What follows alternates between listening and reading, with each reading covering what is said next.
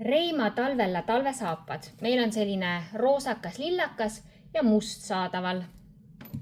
Nad on siis tekstiilist. Siin ninaosa on kaetud sellise kummilaadse materjaliga ja veekindlad. Pealt on nad kummidega ja ühe kripsuga. Sees on neil selline fliisvooder ja alumine osa on sellise sünteetilise karvaga kaetud. Sisetald on neil eemaldatav ja see on selline tavaline tekstiilist.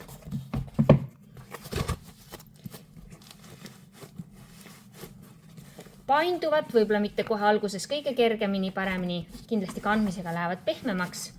Kannaosa on ka natukene tugevam ja tallal on selline mõnus sügav muster. Ja mustad. Ninaosal on see helehall osaga helkur ja siin Reima on ka kirjutatud helkuriga.